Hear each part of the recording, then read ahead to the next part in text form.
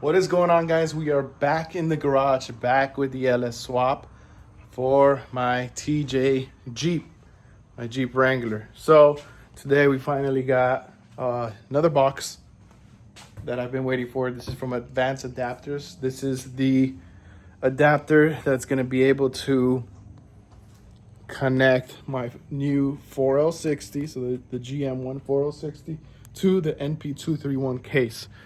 So pretty much what this adapter does, it obviously adapts them together, but you have to change the internals on the transfer case to be able to fit the output shaft of the 4L60, which is 27 spline, and the one on the NP231 transfer case of the Jeep is 21 spline because it was on a 4-cylinder.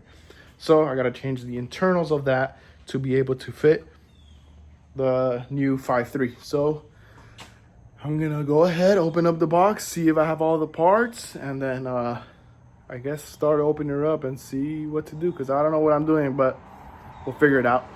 Alrighty, fellas, so here we have all the parts. I just made sure we have everything in the kit as it shows, but here we got some seals, here we got some adapters that change the patterns needed. This is the input shaft for the transfer case. This is the reluctant wheel, so this goes on the output shaft of the 4L60 so it can read the speed. This is the sensor. Got a plug, some hardware, gaskets, and oh yeah, and also the what's it called, the transmission mount, which this one I'm going to be using. I'm just going to have to adapt this to the old setup. So I think what I'm gonna do now that I have everything here, I'm gonna start opening up the transfer case, because I think the transfer case is pretty nasty inside. So I'm just gonna start opening her up and see the condition of it, if I have to clean it a lot or not, but I'm just gonna go ahead and start that process. All right, we just moved on to the next step, and I want to take this video just for myself as well. So I took everything apart. As you can see, this is the back housing, back half, and it's actually crazy the amount of years we were mudding in, and this thing was full of just straight up mud and oil. This thing looks great. We got the other housing over there just draining the rest of the bad oil. So this is one of the shifters for this is the one for the two-wheel drive, the 4x4, I believe. And then this one goes here. Let me just kind of, oh, that's not good. Oh, whatever. That one goes like that. This goes, the long side goes inside like that into the shifter. So hopefully I remember when I put it back. But yeah, and this goes here. So other than that, all these bolts are the same besides these two corner ones, and the 10.1 goes right here. It's just a note to myself, just before I forget. But yeah, there she is.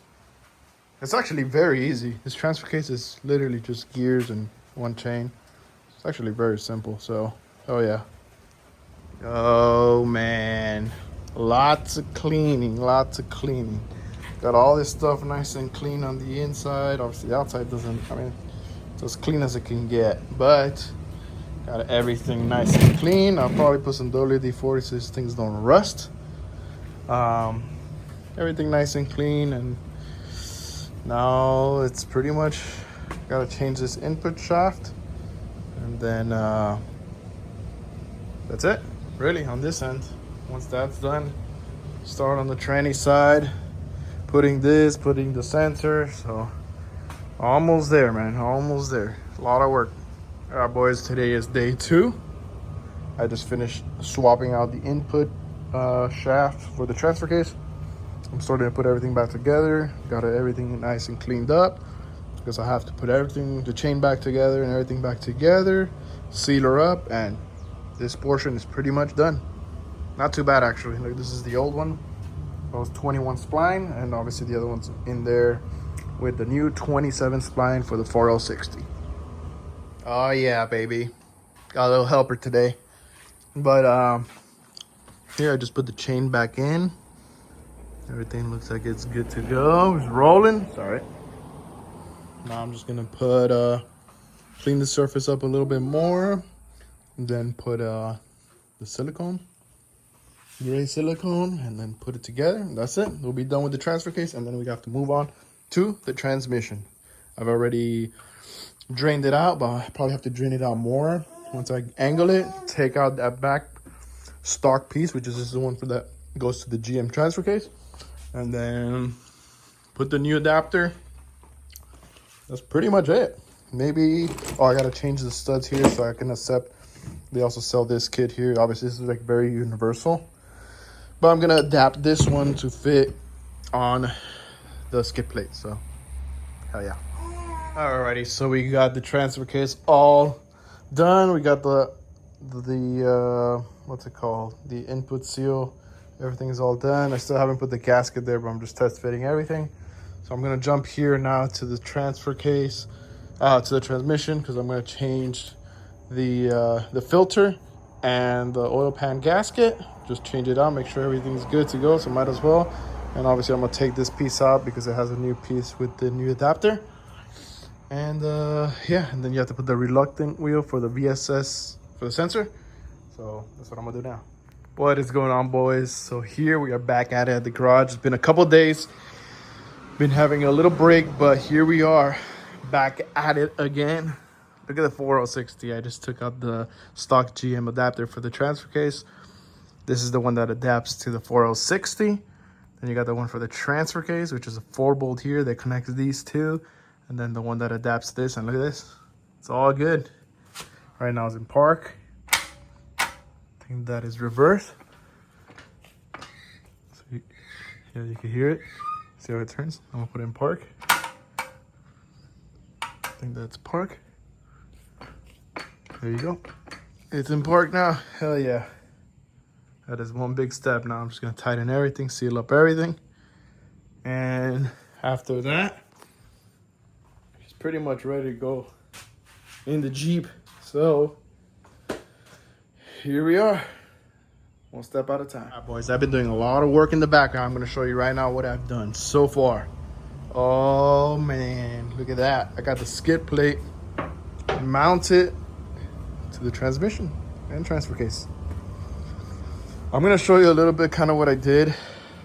So, like I said before, I want the transfer case in the same exact spot that it was before.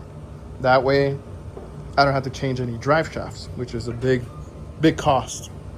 So if I put in this in the exact same spot, I'm not gonna need to change it. So I did a bunch of measurements with the stock transmission and where the stock transfer case was sitting with this skid plate, because I'm gonna reuse the skid plate.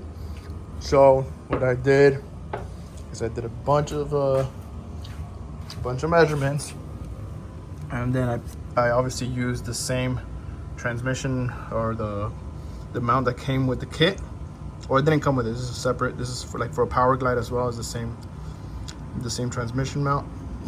And what I did is I put it. I was gonna put it directly on this, but I actually needed a little bit of height just to clear this, because I didn't want to cut this just yet, because I still don't know if I need to redo this or not. But I had a plate here just to space it out a little bit more up. Yeah, it's like a 3/8 plate I think I had laying around, so I put it in. Actually, it's pretty sturdy. Actually gives it more rigidity. Made 2 holes, and that's it. Got these 2 holes. And I mean, later on in the future, if I do need to move it, I could just slot it up and down if I need to go forward or reverse as needed. But also, I didn't want to start cutting this part because it's probably just be annoying. So look at that. You can see where the transmission is. I'm just gonna sit pretty flat with it. And look, this thing, let me turn the camera here. So it's pretty flush. So, and since this is a lot lower now, I think I'll be able to remove remember those little plates that I had on the side with the rough country lift? So since this is lower, technically I have to raise this to keep the same height as it was before. So it's awesome, because then I don't have to run those big plates on the side. Since I lowered this, I need to raise this back to its original position. So I know that's a lot to take, but this was a very, very hard part, because like I said, I wanted to keep the stock transmission, stock drive shaft, sorry, and in the same location. So I'm gonna mount it up. That's the next video, I think, but a lot of work, but at least I got everything made it up all together. I just need to redo one of them because I have to put an O-ring in it. But other than that, the next step is to mount everything with the engine. So it'll be engine, transmission, transfer case, and then put it in here with the engine hoist. And then what I'm gonna do is mount up the transmission side first, since I already measured that. Everything's good to go there, hopefully. Once I put it there, hopefully it clears this, what's it called, the firewall. And then from there, put the mounts where they need to go, weld them, and that's it. But I still gotta take these out. I still haven't taken those out, but I will. But it's a big step, I think. Everything looks nice and sturdy. The mount is good. Man, I am excited. It's a lot of work, but it's actually very fun. So anyways, make sure to like, comment, and subscribe, and see you until next time.